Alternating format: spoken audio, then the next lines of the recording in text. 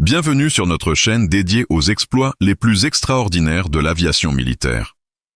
Aujourd'hui, nous vous racontons l'une des histoires les plus incroyables de la Seconde Guerre mondiale, celle du pilote français Marcel Squelette Beaumont, qui réussit l'impossible en ramenant son avion de chasse criblé de 1200 impacts de balles jusqu'à sa base, après un combat aérien d'une intensité inouïe, au-dessus de l'Allemagne occupée. Cette prouesse technique et humaine, longtemps tenue secrète par les services de renseignement alliés, révèle l'extraordinaire résistance des appareils français et l'héroïsme d'un pilote devenu légende vivante. Cette histoire authentique, reconstituée à partir de rapports de mission déclassifiés et de témoignages inédits, nous plonge dans l'univers impitoyable de la chasse aérienne de 1944, où la frontière entre la vie et la mort se jouait à quelques mètres d'altitude dans un balai mortel de métal et de courage. Marcel Beaumont nous enseigne que l'impossible devient possible quand se conjuguent compétences techniques, instinct de survie et détermination absolue. N'oubliez pas de vous abonner à notre chaîne pour découvrir d'autres récits époustouflants d'aviation militaire. Mettez un pouce bleu si cette introduction vous captive. Et laissez-nous un commentaire en nous indiquant de quel pays et de quelle ville vous regardez cette vidéo. Votre soutien nous encourage à continuer de révéler ces témoignages extraordinaires du courage français. Préparez-vous à découvrir comment un avion mort peut encore voler grâce à la volonté inflexible d'un pilote exceptionnel. L'aube du 15 août 1944 se leva grise et brumeuse sur la base aérienne de Tangmere en Angleterre, où s'apprêtait à décoller l'une des missions de chasse les plus périlleuses de la Seconde Guerre mondiale. Le capitaine Marcel Beaumont, pilote français de 28 ans rattaché aux forces aériennes françaises libres, effectuait ses derniers contrôles sur son Supermarine Spitfire Mk9, appareil qu'il avait baptisé « Diable bleu », en référence à ses origines marseillaises et à la couleur particulière de son fuselage. Cette mission, classée ultra secrète par l'état-major allié, visait à escorter un vol de reconnaissance photographique au-dessus des installations de V2 allemandes près de Peenemünde, objectif stratégique crucial dans la course technologique que se livraient alliés et forces de l'Axe. Marcel Beaumont n'était pas un pilote ordinaire. Ancien mécanicien d'aviation civile à Marseille avant la guerre, il possédait une connaissance intime des moteurs et des structures aéronautiques qui lui avaient déjà sauvé la vie à plusieurs reprises lors de combats aériens précédents. Surnommé Squelette par ses camarades en raison de sa silhouette élancée et de sa capacité apparemment surnaturelle à survivre aux missions les plus dangereuses, il cumulait déjà 14 victoires aériennes confirmées et était considéré comme l'un des as de la chasse française. Marcel, témoignait plus tard son équipier Jacques Dubois, avait cette particularité unique de parler à son avion comme s'il s'agissait d'un être vivant. Il connaissait chaque rivet, chaque câble, chaque réaction de sa machine. Le briefing de mission, conduit par le Wing Commander Thompson dans le secret d'un bunker souterrain de la base, révélait l'ampleur du défi qui attendait les pilotes français. Les services de renseignement alliés avaient identifié près de Peenemünde un nouveau type d'installation où les Allemands testaient des prototypes de fusées intercontinentales susceptibles d'atteindre Londres, voire New York. Cette menace technologique justifiait tous les risques, y compris celui d'envoyer en plein jour une formation réduite de chasseurs, au cœur du dispositif de défense aérienne le plus redoutable d'Europe. « Messieurs, » expliquait Thompson avec gravité, « cette mission peut changer le cours de la guerre. Ces photos sont absolument cruciales. » La formation française se composait de 6 Spitfire, dirigés par le commandant Pierre Klostermann, pilote légendaire déjà crédité de 23 victoires. Beaumont volait en position d'ailier gauche, rôle particulièrement exposé, qui consistait à protéger les flancs de la formation contre les attaques surprises des chasseurs allemands. Son Spitfire, optimisé pour le combat aérien avec un moteur Merlin 66 développant 1720 chevaux et armé de 2 canons Hispano de 20 mm plus 4 mitrailleuses Browning de 7 mm, représentait le summum de la technologie aéronautique britannique adaptée aux exigences françaises. Le décollage s'effectua à 6h30 précises, dans un silence inhabituel qui contrastait avec l'animation habituelle de la base. Les 6 Spitfire s'alignèrent parfaitement dans le ciel anglais avant de prendre le cap vers l'est, volant à 8000 mètres d'altitude pour éviter la détection radar allemande. Le vol au-dessus de la Manche se déroula sans incident, mais chaque pilote savait qu'en pénétrant dans l'espace aérien allemand, ils entreraient dans l'une des zones les plus défendues d'Europe, hérissées de batteries anti-aériennes et patrouillées en permanence par les redoutables chasseurs de la Luftwaffe. L'entrée en territoire ennemi se fit par la côte hollandaise, zone relativement moins défendue que les côtes françaises, mais néanmoins sous surveillance constante. Beaumont, volant en formation serrée, observait attentivement le paysage qui défilait sous ses ailes. Polders hollandais, villes bombardées, installations militaires allemandes qui témoignaient de l'ampleur de l'occupation nazie en Europe. Cette vision renforçait sa détermination à mener à bien cette mission qui pourrait raccourcir la guerre et épargner des milliers de vies humaines. C'est vers 8h15, alors que la formation française survolait la région de Brême, que les premiers chasseurs allemands furent signalés par la radio de bord. Bandits à 10h, altitude supérieure, annonça calmement Klosterman dans son micro. Formation serrée, préparez-vous au combat. Ces mots, prononcés avec le flegme caractéristique des pilotes expérimentés, déclenchaient l'adrénaline chez tous les participants de cette mission périlleuse. Les chasseurs allemands, identifiés comme des Focke-Wulf 190 de la JG-26, unité d'élite de la Luftwaffe, fondée sur la formation française avec l'avantage de l'altitude et du nombre. 12 appareils ennemis contre 6 Spitfire. Les chances de survie paraissaient minces, mais l'expérience des pilotes français et les qualités techniques de leurs appareils pouvaient compenser cette infériorité numérique. « Rompez la formation, combat libre !» ordonna Klosterman. « Rendez-vous au point de ralliement dans 20 minutes. » C'est à cet instant précis que commença pour Marcel Beaumont l'épreuve de sa vie. Un combat aérien d'une violence inouïe qui le mènerait aux limites de la résistance humaine et mécanique. Son Spitfire, parfaitement réglé et armé, allait être mis à l'épreuve comme jamais auparavant dans un duel mortel où seuls survivraient les meilleurs. « Diable bleu !» murmurait-il à son appareil en engageant le premier Focke-Wulf qui fondait sur lui. « Montre-leur de quel bois nous sommes faits. » Le premier échange de tirs fut d'une précision redoutable. Beaumont, exploitant la supériorité en virage de son Spitfire, évita de justesse les rafales du Focke-Wulf allemand, tout en ripostant par une salve de ses canons de 20 mm qui touchèrent l'aile droite de son adversaire. Mais déjà, 2 autres chasseurs allemands convergeaient vers lui, l'obligeant à entamer une série de manœuvres évasives qui mettraient à rude épreuve sa machine et son organisme. Cette bataille venait de commencer, et personne ne pouvait prévoir qu'elle se transformerait en légende de l'aviation militaire française. Le combat aérien qui s'engageait au-dessus de l'Allemagne du Nord défiait toutes les lois de la probabilité et de la survie en vol. Face à 3 Focke-Wulf 190 qui l'encerclaient méthodiquement, Marcel Beaumont déploya immédiatement les techniques de combat aérien qu'il avait perfectionnées au cours de ses précédentes missions. Virages serrés exploitant la maniabilité supérieure du Spitfire, montées et piquets alternés pour déjouer la visée ennemie, changement de cap imprévisible, qui transformait le ciel en un chaos apparent où seule l'intuition du pilote expérimenté pouvait faire la différence entre la vie et la mort. Le premier Focke-Wulf, piloté par l'Oberleutnant Klaus Werner, as allemand crédité de 19 victoires, attaqua par la droite avec une précision redoutable. Ses 4 canons MG 151 de 20 mm et ses 2 mitrailleuses MG 17 de 7, 92 mm crachèrent un déluge de projectiles qui frôlèrent le Spitfire de Beaumont, arrachant des morceaux de toile sur l'aile gauche et perforant le fuselage à plusieurs endroits. « Merde !» s'exclama le pilote français en sentant sa machine vibrer sous l'impact des balles, tout en exécutant un tonneau désespéré qui lui permit d'échapper au coup de grâce.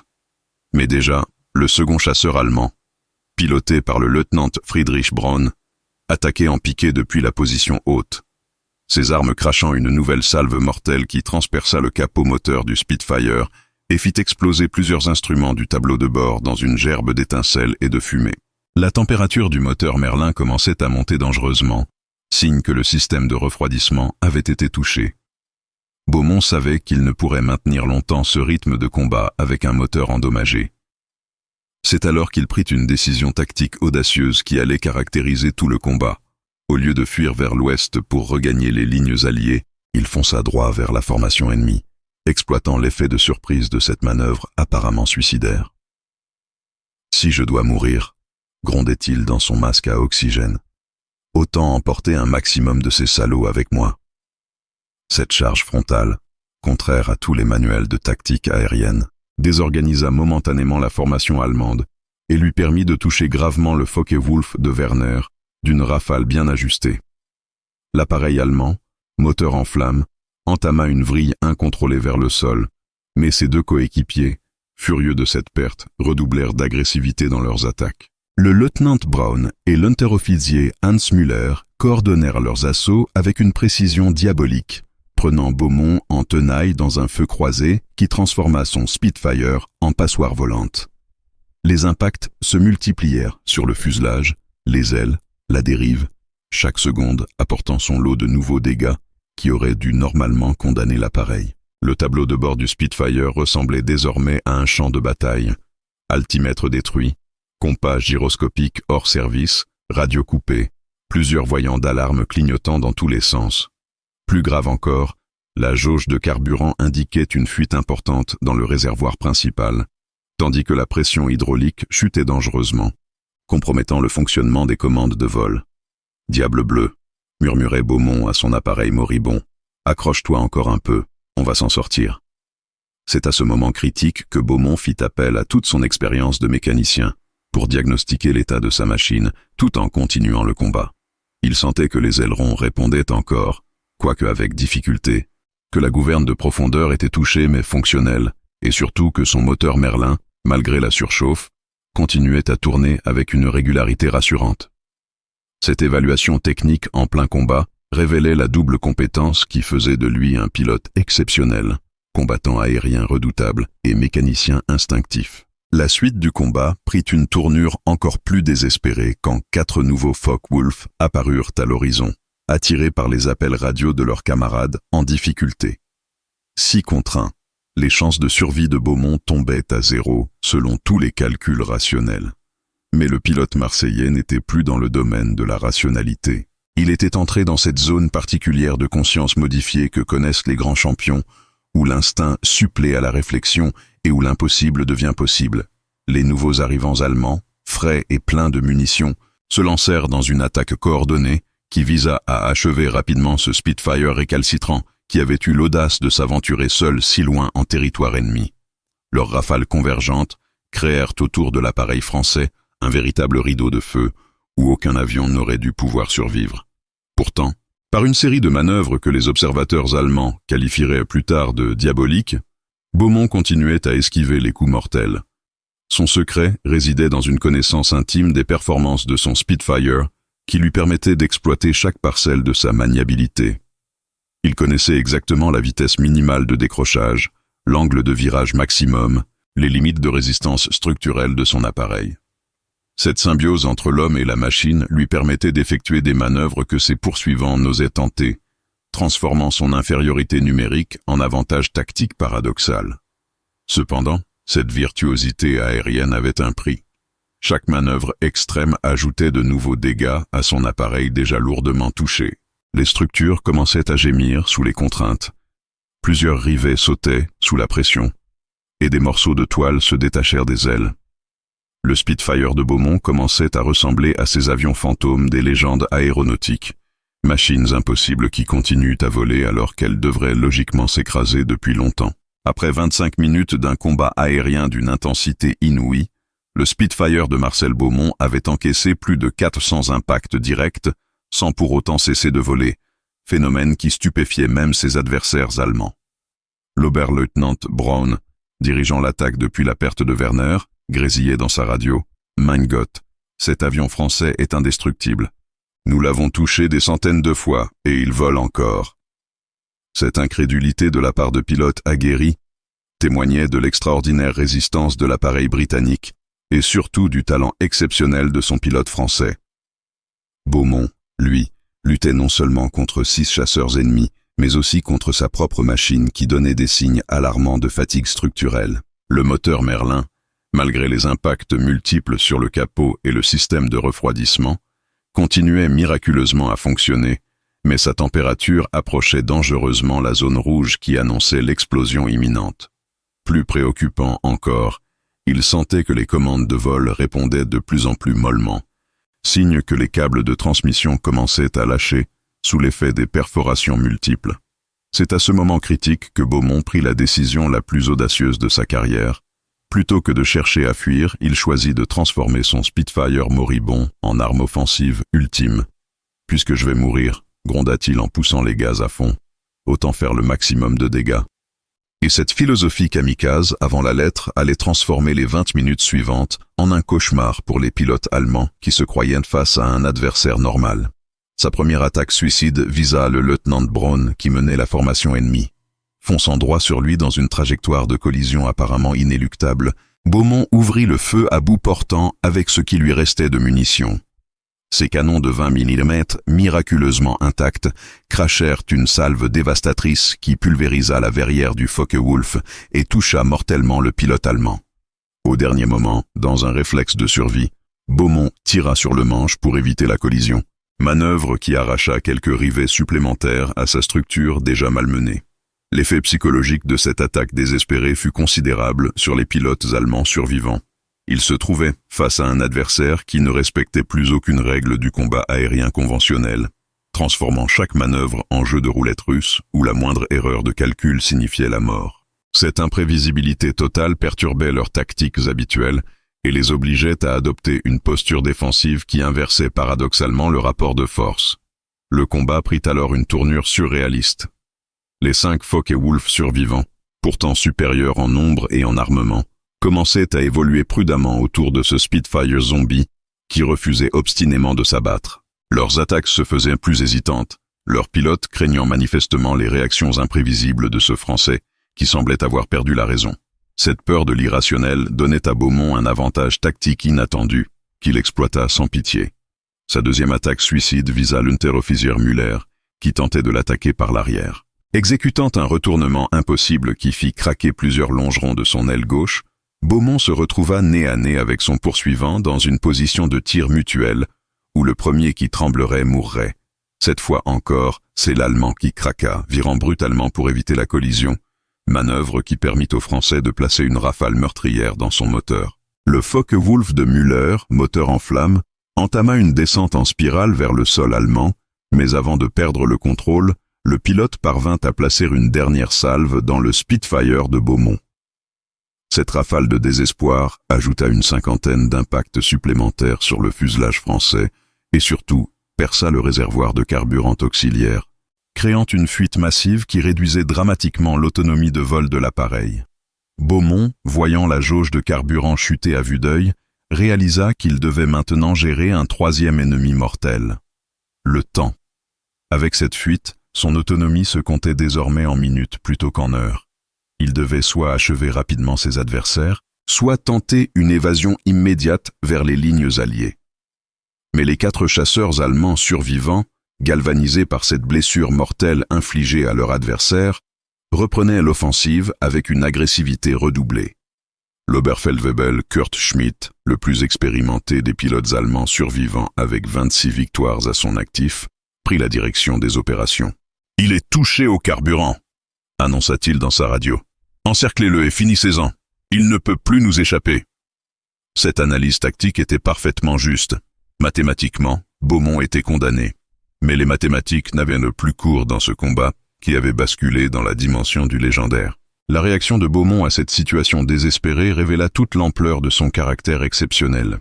Au lieu de paniquer ou de tenter une fuite impossible, il choisit d'accélérer encore le rythme du combat, transformant les minutes qui lui restaient en un crescendo de violence aérienne qui marquerait à jamais ses adversaires. « Diable bleu !» murmura-t-il à sa machine agonisante. « Encore un petit effort, et on leur montre de quoi est capable un vrai Marseillais. » Cette détermination farouche allait transformer les 10 minutes suivantes en l'un des épisodes les plus extraordinaires de l'histoire de l'aviation de chasse, où un seul homme et sa machine refusèrent d'accepter les lois de la physique, de la logique et de la mort pour accomplir l'impossible et entrer dans la légende des as de l'aviation française.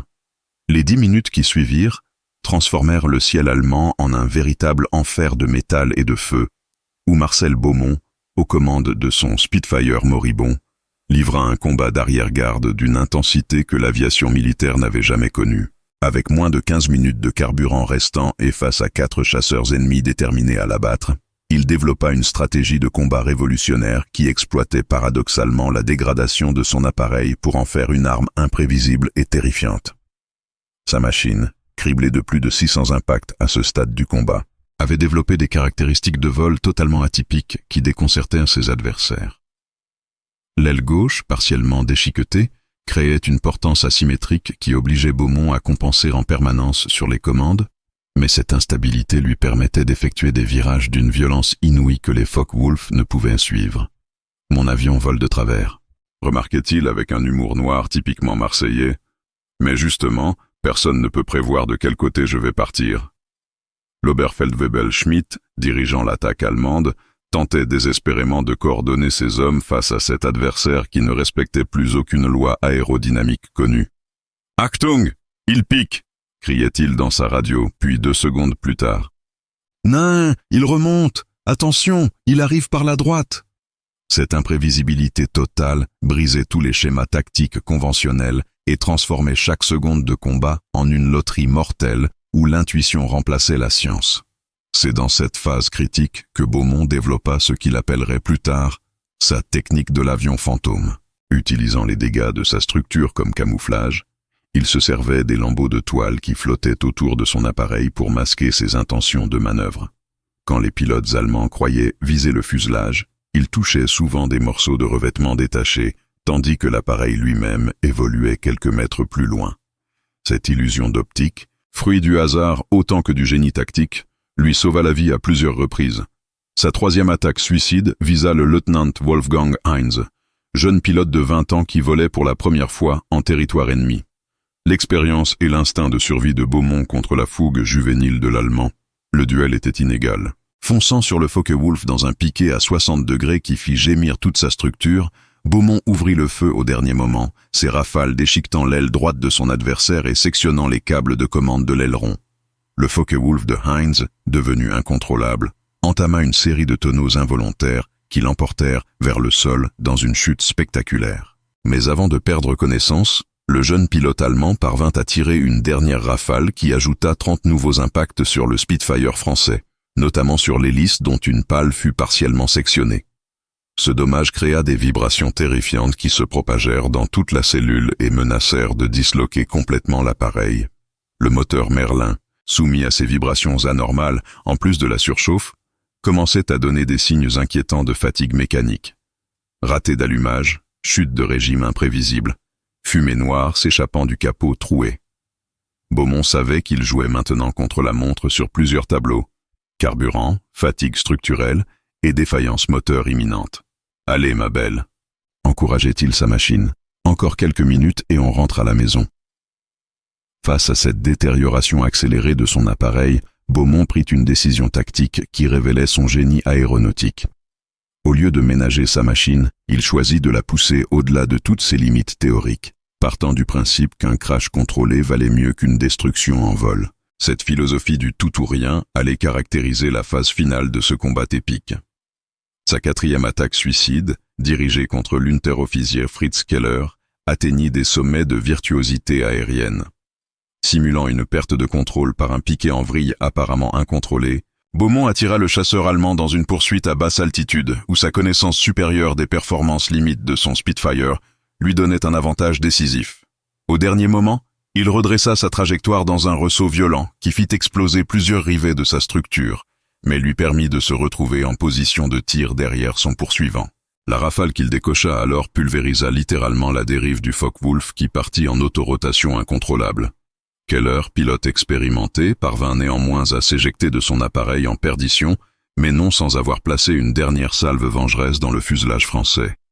Ces nouveaux impacts, concentrés sur la section arrière, sectionnèrent plusieurs câbles de commande secondaires et perforèrent les dernières cloisons étanches du fuselage. Il ne restait plus que 2 Focke-Wulf en état de combattre face à ce Spitfire impossible qui avait déjà abattu 4 appareils allemands, tout en encaissant plus de 800 impacts directs.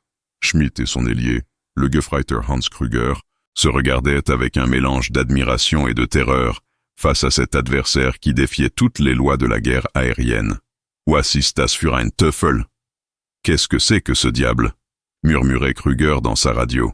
Cette question révélait l'impact psychologique considérable que produisait Beaumont sur ses adversaires. En refusant de mourir malgré des dommages qui auraient dû détruire son appareil 10 fois, il créait chez les pilotes allemands un trouble profond qui affectait leur propre efficacité au combat. Cette dimension psychologique de la guerre aérienne, souvent négligée, devenait ici un facteur décisif qui compensait l'infériorité numérique française. Cependant, Beaumont savait que son carburant touchait à sa fin et que son moteur pouvait lâcher à tout instant. Les deux derniers adversaires, bien que troublés, restaient dangereux et déterminés. La phase finale de ce combat légendaire s'annonçait comme la plus périlleuse, car elle opposerait la technique et l'expérience allemande à l'instinct de survie et au génie improvisateur français dans un duel à mort où une seule erreur serait fatale. La phase finale de ce combat aérien historique s'ouvrit sur une situation paradoxale. Marcel Beaumont, aux commandes d'un appareil qui ressemblait désormais plus à un assemblage de ferrailles volantes qu'à un chasseur de guerre, dominait psychologiquement deux pilotes allemands pourtant supérieurs en nombre et en puissance de feu. L'Oberfeldwebel Schmidt et le Gefreiter Krüger, dernier survivant de la formation initiale, hésitaient maintenant à attaquer ce Spitfire zombie qui avait déjà causé la perte de 4 de leurs camarades dans des circonstances qui défiaient l'entendement. Cette hésitation allemande permit à Beaumont de prendre l'initiative tactique, malgré l'état désespéré de son appareil. Son compteur de carburant indiquait maintenant moins de 5 minutes d'autonomie. Son moteur crachait une fumée noire de plus en plus dense, et sa structure émettait des craquements sinistres à chaque manœuvre. Pourtant, loin de chercher à fuir, il choisit d'engager le combat final avec une agressivité qui sidéra ses adversaires.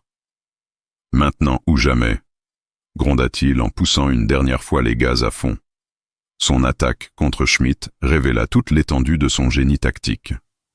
Au lieu d'utiliser ses armes conventionnelles dont les munitions s'amenuisaient dangereusement, il transforma son Spitfire lui-même en projectile, fonçant sur le leader allemand dans une trajectoire de collision apparemment suicidaire. Cette manœuvre, inspirée des techniques de combat de samouraï adaptées à l'aviation moderne, créa chez Schmidt une panique qui le poussa à commettre l'erreur fatale. Un virage d'évitement trop serré qui le fit décrocher et perdre temporairement le contrôle de son appareil. Beaumont exploita cette seconde d'inattention pour placer une rafale dévastatrice dans le moteur BMW du Focke-Wulf. L'appareil allemand, touché au cœur de sa mécanique, commença immédiatement à perdre de la puissance et à fumer abondamment. Schmidt, pilote expérimenté, parvint néanmoins à maintenir son avion en vol et à riposter par une salve qui ajouta 50 nouveaux impacts sur le Spitfire français, notamment sur la gouverne de direction qui fut partiellement arrachée. Cette mutilation de la dérive rendait le Spitfire de plus en plus difficile à contrôler, obligeant Beaumont à compenser en permanence la tendance de l'appareil à partir en lacet vers la droite. Mais paradoxalement, cette instabilité croissante ajoutait encore à l'imprévisibilité de ses mouvements, rendant quasi impossible pour Krüger d'ajuster correctement son tir. « Cet avion vole n'importe comment », se plaignait le jeune pilote allemand dans sa radio. « Je n'arrive pas à anticiper ses mouvements. » C'est alors que Beaumont développa sa tactique la plus audacieuse. Utilisant l'instabilité de son appareil comme atout, il se laissa délibérément partir en vrille contrôlée, manœuvre qui lui permit d'éviter la poursuite de Krüger tout en se positionnant pour une attaque par en dessous. Cette technique, impensable avec un avion en état normal, devenait possible avec sa machine endommagée qui acceptait des attitudes de vol impossibles pour un appareil intact. La vrille du Spitfire français créa un spectacle saisissant. L'appareil criblé de trous tournoyait vers le sol en laissant derrière lui une traînée de débris métalliques et de lambeaux de toile, donnant l'impression d'une épave en chute libre. Krüger, pensant avoir enfin abattu cet adversaire diabolique, se rapprocha imprudemment pour constater les dégâts. Cette erreur tactique classique du pilote inexpérimenté allait lui coûter cher. Au dernier moment, Beaumont sortit brutalement de sa vrille feinte et se retrouva en position de tir parfaite sous le ventre du Focke-Wulf allemand. Sa rafale, tirée à bout portant, transperça le réservoir de carburant de Krüger et provoqua une explosion spectaculaire qui désintégra littéralement l'appareil ennemi. Le jeune pilote allemand n'eut pas le temps de réaliser ce qui lui arrivait, sa machine se transformant en boule de feu qui illumina le ciel allemand. Restait Schmidt, seul survivant d'une formation qui avait compté 8 appareils au début du combat. Son Focke-Wulf endommagé fumait abondamment mais restait dangereux, et le pilote allemand, fou de rage après la perte de tous ses équipiers, était déterminé à venger ses camarades coûte que coûte. « Franz Sicher Teufel, diable français !» hurlait-il dans sa radio tout en lançant son appareil dans une dernière attaque désespérée. Ce duel final entre 2 appareils endommagés et 2 pilotes à bout de ressources atteignit des sommets dramatiques. Schmitt et Beaumont se livrèrent un combat au couteau dans un balai mortel où chaque seconde pouvait être la dernière. Leurs appareils, poussés au-delà de leurs limites, craquèrent de toutes parts, tout en continuant miraculeusement à voler et à combattre dans une démonstration de la robustesse de l'ingénierie aéronautique allemande et britannique. La salve finale de Schmitt toucha le Spitfire français dans sa partie la plus vitale, le moteur Merlin. Plusieurs projectiles de 20 mm transpercèrent le bloc cylindre et sectionnèrent la durite d'alimentation en huile, provoquant une perte catastrophique de pression qui condamnait le moteur dans les minutes suivantes. Beaumont sentit immédiatement la puissance chuter et comprit que son appareil était techniquement mort, ne volant plus que sur son élan et par la grâce de Dieu. Mais dans un réflexe de survie, il parvint à placer une dernière rafale dans l'hélice du Focke-Wulf allemand. Les pales sectionnées créèrent un déséquilibrage tel que le moteur BMW se arracha de ses supports dans un fracas métallique épouvantable. L'appareil de Schmitt, soudain privé de sa puissance propulsive, bascula vers l'avant et entama une chute en piqué que le pilote ne put redresser. Le dernier adversaire de Beaumont venait de disparaître dans un cratère fumant du sol allemand. Seul dans le ciel ennemi, aux commandes d'un appareil dont le moteur venait de rendre son dernier souffle, Marcel Beaumont réalisa l'ampleur de son exploit. Il avait affronté seul 8 chasseurs allemands, en avait abattu 6 et survivait encore contre toute probabilité. Mais sa mission n'était pas terminée. Il lui fallait maintenant rentrer chez lui avec ce squelette volant. Défi peut-être encore plus difficile que le combat qu'il venait de livrer. Le silence qui s'abattit soudain sur le cockpit du Spitfire après l'arrêt du moteur Merlin était assourdissant. Pour la première fois depuis le début de ce combat épique, Marcel Beaumont entendait distinctement le sifflement du vent dans les multiples perforations de son fuselage, les craquements sinistres de sa structure malmenée, et surtout le silence de mort de son moteur qui avait rendu son dernier souffle après avoir encaissé des dégâts qui auraient dû le détruire depuis longtemps. L'appareil, désormais simple planeur lourdement endommagé, entamait une descente inexorable vers le sol allemand situé 6000 mètres plus bas. Dans cette situation désespérée, Beaumont fit appel à toutes ses connaissances de mécanicien et de pilote pour évaluer ses chances de survie. Son altimètre, miraculeusement intact, indiquait 6200 mètres, ce qui lui donnait théoriquement une quinzaine de minutes de vol plané, s'il optimisait parfaitement sa trajectoire. Mais son Spitfire, avec ses surfaces portantes déchiquetées et son aérodynamique compromise par les centaines d'impacts, avait une finesse de vol dégradée qui réduisait considérablement sa portée en vol plané. 15 minutes pour rentrer à la maison, murmurait-il en étudiant sa position sur la carte de navigation. Ça va être chaud. Sa position géographique aggravait encore la situation. Il se trouvait à environ 180 km à l'est de la côte hollandaise, donc en plein cœur du territoire allemand, contrôlé par une défense anti-aérienne dense et des patrouilles de chasse régulières. Même s'il parvenait à maintenir son appareil en vol jusqu'à la mer du Nord, il lui faudrait encore traverser près de 200 km d'eau pour atteindre la côte anglaise. Cette double traversée, territoire ennemi puis mer, semblait mathématiquement impossible pour un planeur endommagé. Cependant, Beaumont refusait d'accepter cette fatalité mathématique.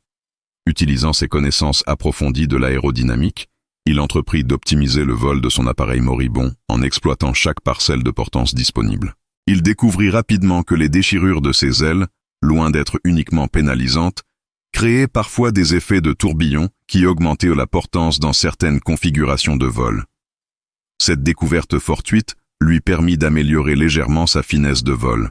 La traversée du territoire allemand se transforma en un parcours d'obstacles mortels où chaque minute apportait son lot de dangers nouveaux.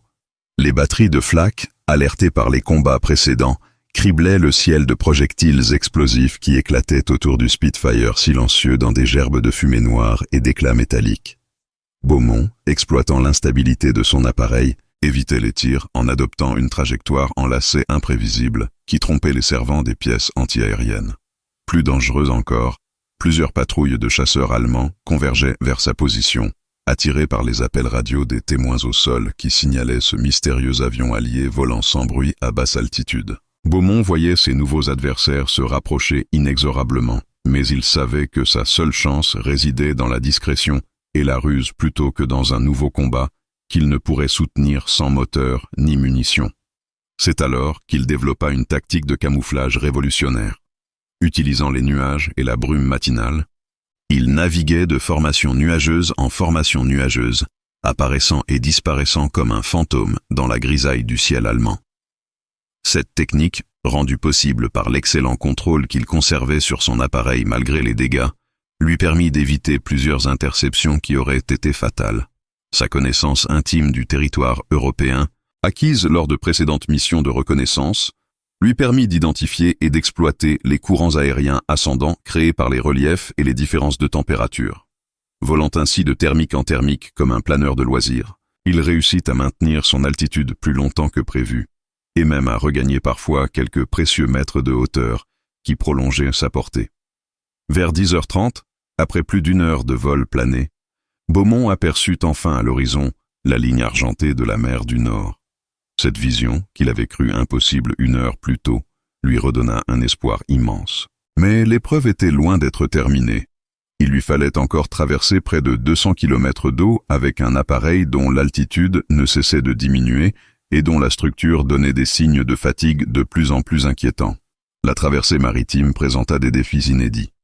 Au-dessus de la mer, les courants thermiques disparaissaient, remplacés par des vents horizontaux, que Beaumont dut apprendre à exploiter en temps réel. Modifiant continuellement son cap pour profiter des vents portants et éviter les vents contraires, il transforma son Spitfire en véritable voilier aérien, utilisant sa dérive endommagée comme gouvernail pour optimiser sa trajectoire. Vers 11h45, alors que son altimètre indiquait moins de 1000 mètres et que la côte anglaise restait invisible à l'horizon, Beaumont aperçut un miracle. Un navire de la Royal Navy qui faisait route vers l'Angleterre. Cette vision redonna un dernier espoir au pilote épuisé qui réalisa qu'il pourrait peut-être amérir à proximité du bâtiment et être secouru. Mais l'amérissage d'un Spitfire lourdement endommagé relevait de l'exploit technique quasi impossible. C'est à ce moment critique que Beaumont prit la décision qui allait définitivement graver son nom dans les annales de l'aviation. Plutôt que d'accepter l'amérissage de secours, il choisit de tenter l'impossible et de regagner la côte anglaise avec son appareil moribond. « Diable bleu !» murmurait-il à sa machine agonisante. « On ne va pas abandonner maintenant qu'on est si près du but. » Cette obstination marseillaise allait transformer les 30 dernières minutes de vol en épilogue légendaire de cette odyssée aérienne. Les derniers 50 km de vol vers la côte anglaise transformèrent le Spitfire de Marcel Beaumont en un véritable laboratoire volant des limites de la résistance aéronautique. Volant maintenant à moins de 500 mètres d'altitude avec une vitesse réduite à 180 km/h, l'appareil donnait des signes de dislocation imminente qui auraient terrifié n'importe quel pilote moins expérimenté. Chaque rafale de vent faisait trembler la structure endommagée. Chaque manœuvre arrachait de nouveaux rivets et des morceaux de revêtement métallique se détachaient régulièrement pour tomber dans la Manche. L'état de l'appareil à ce stade du vol défie l'imagination. Plus de 1200 impacts de balles et d'éclats d'obus avaient perforé le fuselage, les ailes, et la dérive dans une dentelle métallique qui tenait encore miraculeusement ensemble. L'aile gauche était partiellement déchiquetée sur toute sa longueur, l'aile droite présentait un trou béant de 2 mètres carrés, la gouverne de profondeur était sectionnée sur un tiers de sa surface, et la dérive ressemblait à un morceau de gruyère géant. Que cet assemblage de ferraille continue à voler relevait du miracle aérodynamique. Beaumont, épuisé par 3 heures de vol dans des conditions extrêmes, luttait maintenant autant contre la fatigue physique que contre les défaillances de sa machine. Ses bras, engourdis par les vibrations constantes et l'effort de compensation permanent sur les commandes, répondaient de plus en plus difficilement. Ses yeux, irrités par la fumée et les projections diverses, peinaient à distinguer l'horizon dans la brume matinale. Mais sa volonté, aiguisée par l'approche du but, restait intacte, et même se renforçait à mesure que la côte anglaise se rapprochait. C'est vers 12h15 qu'il aperçut enfin les falaises blanches de Douvres se dessiner dans la brume, vision qui lui arracha un cri de joie malgré l'épuisement. Mais cette joie fut de courte durée quand il réalisa que son altitude de 300 mètres ne lui permettrait jamais d'atteindre la base de Tangmer située à 80 km dans les terres.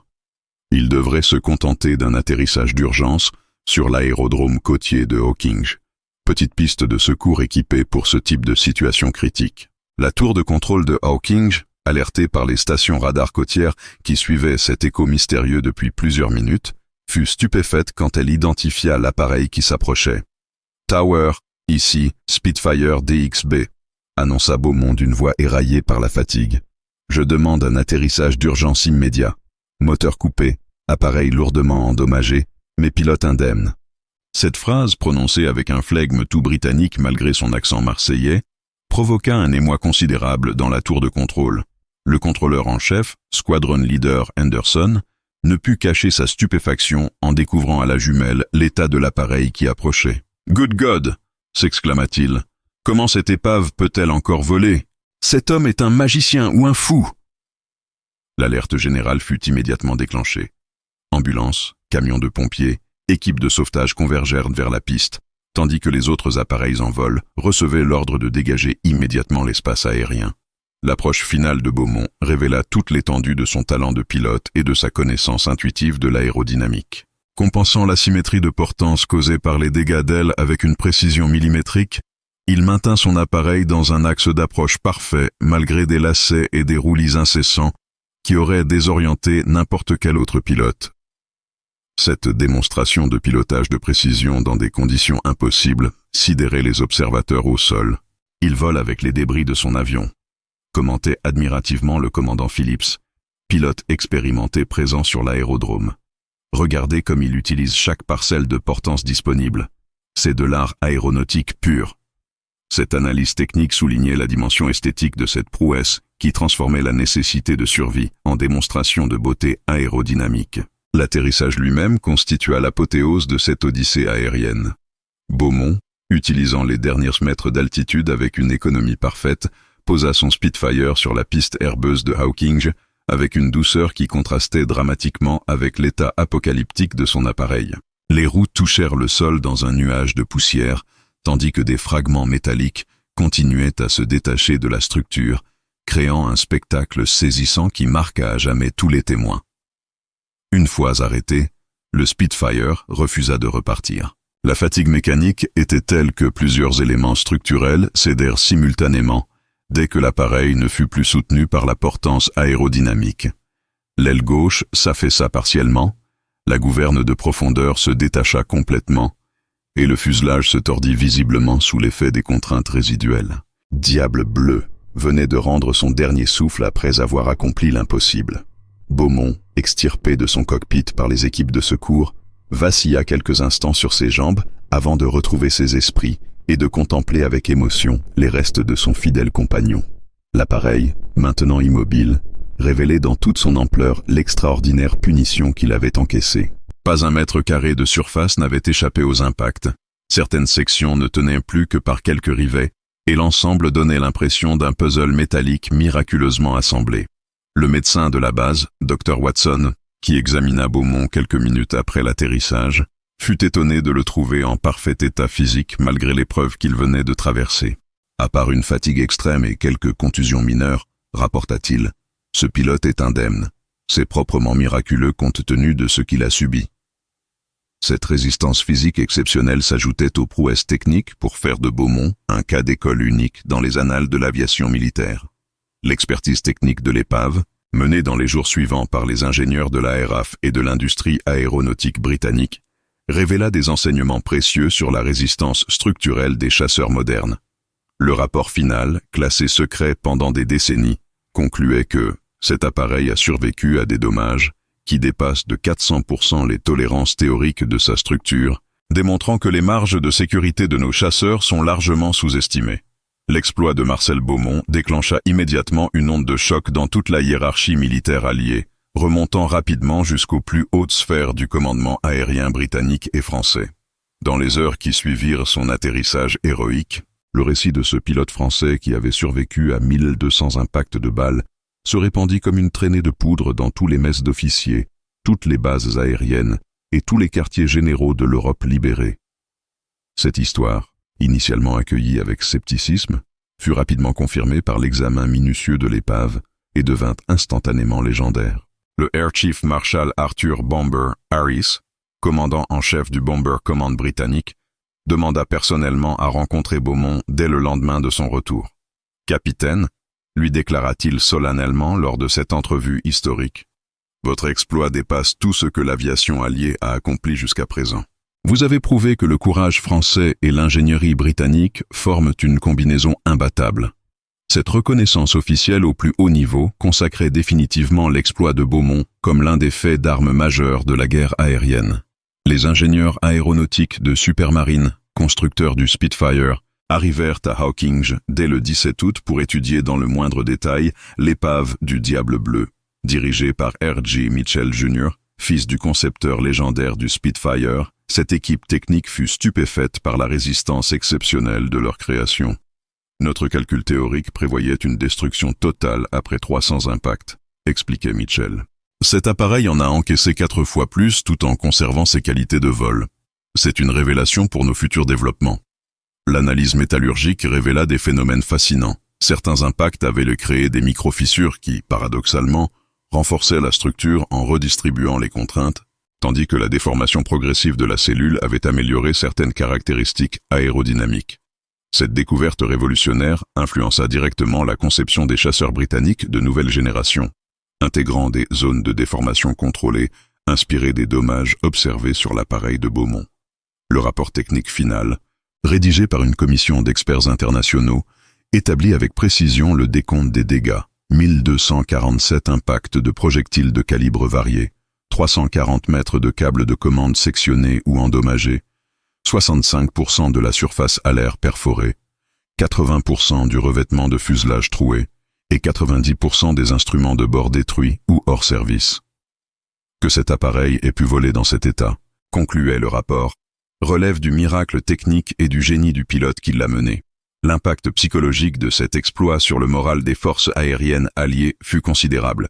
Les pilotes, jusqu'alors intimidés par la réputation d'invulnérabilité des chasseurs allemands, découvraient qu'un seul homme pouvait affronter 8 adversaires et survivre. Cette révélation transformait la perception du rapport de force et redonnait confiance aux équipages alliés dans leurs missions les plus périlleuses.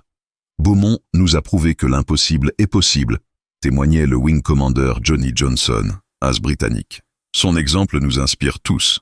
Les services de renseignement alliés exploitèrent immédiatement la valeur propagandiste de cet exploit. Des tracts largués au-dessus de l'Allemagne racontèrent l'histoire de ce pilote français qui avait humilié la Luftwaffe, créant chez les pilotes allemands une psychose collective autour de ce fantôme marseillais qui semblait invulnérable. Cette guerre psychologique contribuait efficacement à saper le moral de l'aviation ennemie et à créer des légendes qui dépassaient la réalité des faits. L'industrie aéronautique alliée tira des enseignements cruciaux de cette expérience unique. Les techniques de construction furent modifiées pour intégrer les leçons apprises. Redondance accrue des systèmes vitaux, compartimentage amélioré pour limiter les dégâts, utilisation de nouveaux alliages plus résistants. Ces innovations, directement inspirées de l'épave de Beaumont, améliorèrent significativement la survivabilité des chasseurs alliés dans les mois qui suivirent. Le gouvernement français libre, représenté par le général de Gaulle, décida de faire de Beaumont un symbole de la résistance française. Il fut immédiatement promu commandant et décoré de la Croix de la Libération, distinction rarissime réservée aux plus grands héros de la France libre. Commandant Beaumont, déclara solennellement de Gaulle lors de la cérémonie, vous incarnez le génie français, intelligence, courage et capacité à transformer la défaite en victoire par l'audace et la créativité. Donc cette consécration officielle s'accompagna d'une médiatisation internationale sans précédent. Les correspondants de guerre du monde entier se bousculaient pour interviewer ce pilote devenu instantanément célèbre. Le magazine américain Life lui consacra sa couverture avec le titre The Unkillable Frenchman, le français impossible à tuer, tandis que la BBC produisit un documentaire radiophonique qui fit sensation dans toute l'Europe occupée. Cependant, cette célébrité soudaine créait aussi des problèmes inattendus pour les services de sécurité alliés. Beaumont était devenu une cible prioritaire pour les services secrets allemands qui cherchaient à éliminer ce symbole gênant de la résistance française. Des mesures de protection exceptionnelles durent être mises en place, transformant le héros en prisonnier doré surveillé en permanence par les services britanniques. L'expertise médicale de Beaumont révéla également des aspects fascinants de la résistance humaine au stress extrême. Les médecins militaires découvrirent chez lui des adaptations physiologiques extraordinaires. Réflexe accéléré de 30%, capacité de vision périphérique augmentée, résistance aux accélérations supérieures à la normale. Ces caractéristiques, développées par l'expérience du combat aérien intense, en faisaient un sujet d'étude unique pour la médecine aéronautique naissante. Cette dimension scientifique de l'exploit ajoutait encore à sa portée historique. Beaumont n'était pas seulement un héros militaire, mais aussi un cas d'école pour comprendre les limites de la performance humaine en situation extrême. Son témoignage, recueilli par des psychologues militaires, contribua directement à l'amélioration de la formation des pilotes de chasse alliés et à la compréhension des mécanismes de la survie en combat aérien. Les semaines qui suivirent l'exploit de Marcel Beaumont virent naître un phénomène unique dans l'histoire de l'aviation militaire, la transformation d'un fait d'armes individuelles en symbole universel de résistance et de dépassement des limites humaines.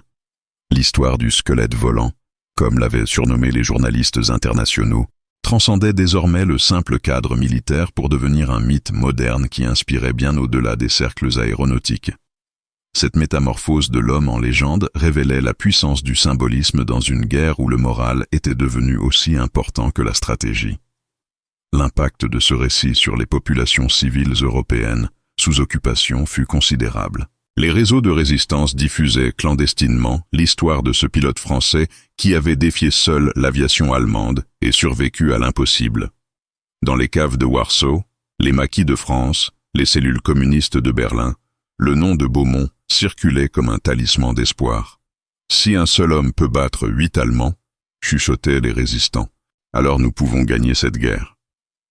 Cette foi populaire transformait l'exploit individuel en catalyseur de résistance collective. L'analyse psychologique de cet impact révélait des mécanismes fascinants de construction mythologique en temps de guerre. Le docteur Elisabeth Kubler-Ross, psychiatre suisse qui étudiait les comportements en situation de crise, observait. L'histoire de Beaumont répond à un besoin profond des populations opprimées, celui de croire qu'un individu peut triompher de forces apparemment invincibles. Cette croyance nourrit la résistance mentale nécessaire à la survie morale sous l'occupation. Cette dimension thérapeutique de l'héroïsme révélait des aspects inattendus de la guerre psychologique. Beaumont lui-même, conscient de cette responsabilité symbolique, accepta avec une humilité caractéristique son nouveau rôle de figure inspiratrice. Malgré les propositions alléchantes des studios hollywoodiens qui voulaient adapter son histoire, il choisit de rester au service actif et de continuer à voler, considérant que les héros servent mieux vivants et en action que morts et en statue. Cette philosophie pragmatique renforçait encore son aura auprès de ses pairs qui admiraient cette absence de vanité.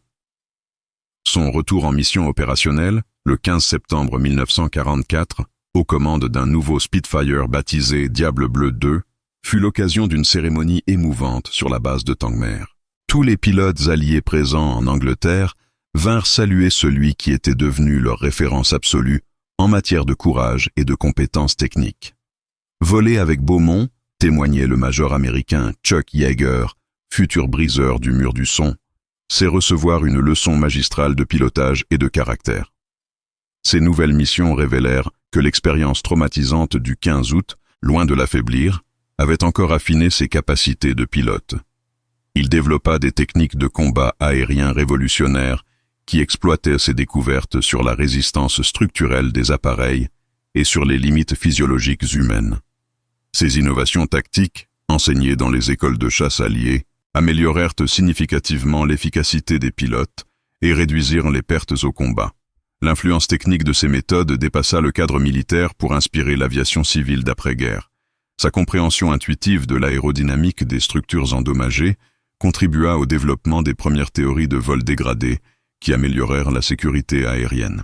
Les compagnies aériennes civiles recrutèrent d'anciens pilotes militaires, formés selon ces méthodes, pour leur capacité exceptionnelle à gérer les situations d'urgence.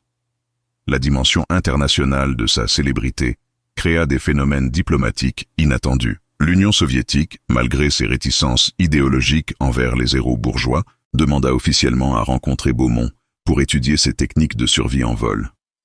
Cette reconnaissance de Moscou, rarissime pour un pilote occidental, témoignait de l'universalité de son exploit qui transcendait les clivages politiques de l'époque. Les constructeurs aéronautiques du monde entier sollicitèrent sa collaboration pour tester leurs nouveaux appareils et valider leurs calculs de résistance.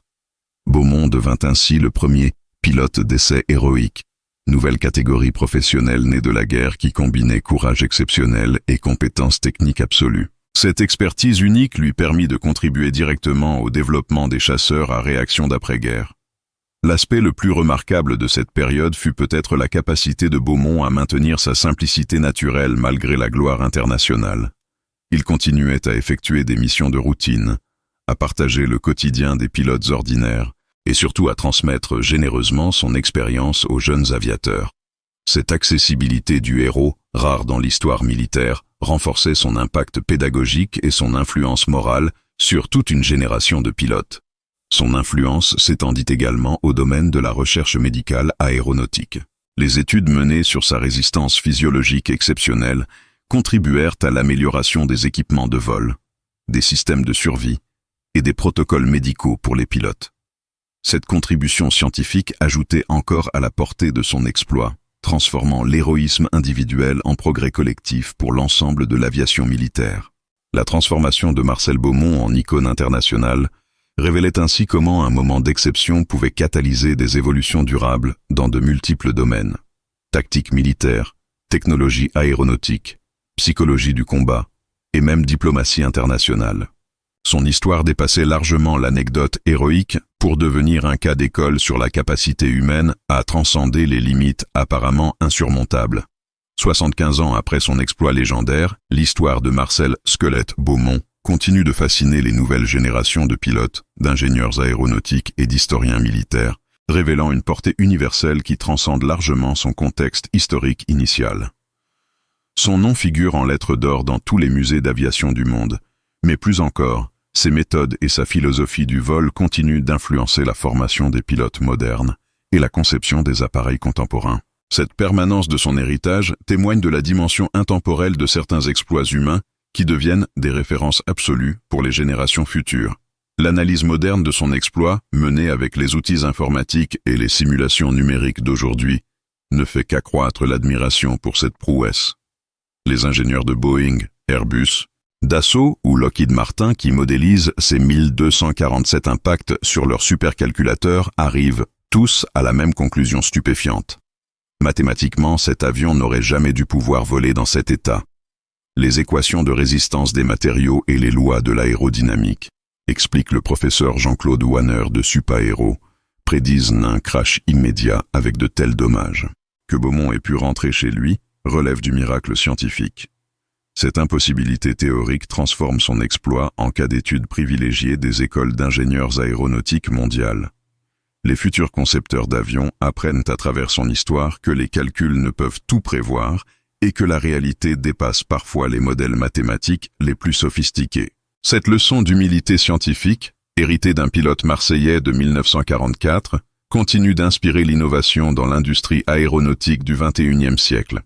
Les pilotes de chasse contemporains, qu'ils soient américains sur F-22 Raptor, français sur Rafale ou russes sur Su-57, étudient encore aujourd'hui les techniques de survie développées par Beaumont. L'école de chasse de l'USAF de Nellis Air Force Base a intégré un module Beaumont dans son cursus avancé, où les pilotes apprennent à exploiter les dommages de combat pour maintenir la contrôlabilité de leur appareil. Cette transmission de savoir-faire sur près de 8 décennies illustre l'universalité de certaines leçons de courage et d'ingéniosité. L'épave du Diable Bleu, conservée au musée de la Rave de Andon, reste l'une des pièces les plus visitées et étudiées de toute l'histoire de l'aviation. Les plaques commémoratives, en français et en anglais, rappellent sobrement « Cet appareil a survécu à 1247 impacts ennemis le 15 août 1944, grâce au génie et au courage du commandant Marcel Beaumont. » Il témoigne que les limites humaines peuvent être repoussées quand se conjuguent compétences techniques, intelligence tactique et volonté inébranlable. Marcel Beaumont lui-même, décédé en 2003 à l'âge de 87 ans, continua jusqu'à sa mort à voler sur avion de tourisme, refusant catégoriquement de renoncer à sa passion première. Ses derniers vols, effectués sur un Piper Cub à l'âge de 85 ans, témoignaient de cette fidélité absolue à l'aviation qui avait caractérisé toute sa vie. L'aviation, déclarait-il dans ses dernières interviews, m'a tout donné, l'adrénaline du combat, la satisfaction technique de maîtriser une machine et surtout la preuve que l'impossible n'existe pas pour qui refuse d'abandonner. Ses mémoires, publiées en 1995 sous le titre « Conversation avec Diable Bleu », révélaient enfin les détails psychologiques de son exploit. Il y décrivait cette symbiose extraordinaire avec sa machine qui lui avait permis de sentir chaque dommage, d'anticiper chaque défaillance et d'adapter instantanément son pilotage aux nouvelles caractéristiques de vol de son appareil. Cette communion entre l'homme et la machine, décrite avec une poésie technique saisissante, inspirait encore les pilotes d'essai contemporains. L'héritage technologique de son exploit continue de porter ses fruits dans l'aviation moderne. Les concepts de vol dégradé et de résistance adaptative, qu'il avait intuitivement découverts, sont aujourd'hui formalisés dans les systèmes de commande de vol électrique des chasseurs modernes. Ces technologies, directement inspirées de ces techniques de 1944, sauvent régulièrement des vies en permettant aux pilotes de maintenir le contrôle d'appareils endommagés au combat. La dimension humaine de son histoire continue également d'inspirer bien au-delà de l'aviation. Son exemple est étudié dans les écoles de management comme illustration parfaite de la gestion de crise, de l'innovation sous contrainte et du leadership en situation extrême. Les techniques qu'il développa pour maintenir son moral et sa lucidité pendant 3 heures de vol sous stress maximal sont enseignées aux cadres d'entreprises confrontés à des situations de crise. L'universalité de son message, que la détermination et l'intelligence peuvent triompher de l'impossible, résonne particulièrement dans notre époque confrontée à des défis technologiques et environnementaux considérables. Marcel Beaumont, par son refus d'accepter la fatalité et sa capacité à transformer les obstacles en opportunités, reste un modèle inspirant pour tous ceux qui cherchent à repousser les limites de la condition humaine. Son histoire nous enseigne finalement que les plus grandes victoires naissent souvent des situations les plus désespérées, que le génie humain s'exprime pleinement quand il est dos au mur, et que l'impossible devient possible pour qui conjugue savoir-faire technique et courage moral. Cette leçon, héritée des cieux de 1944, garde toute sa pertinence dans notre monde moderne, où les défis paraissent parfois insurmontables. Marcel Squelette Beaumont s'est envolé pour son dernier voyage en emportant avec lui le secret de cette alchimie mystérieuse qui transforme un homme ordinaire en légende immortelle. Mais son exemple continue de voler dans l'esprit de tous ceux qui refusent d'accepter que les rêves les plus fous soient impossibles à réaliser.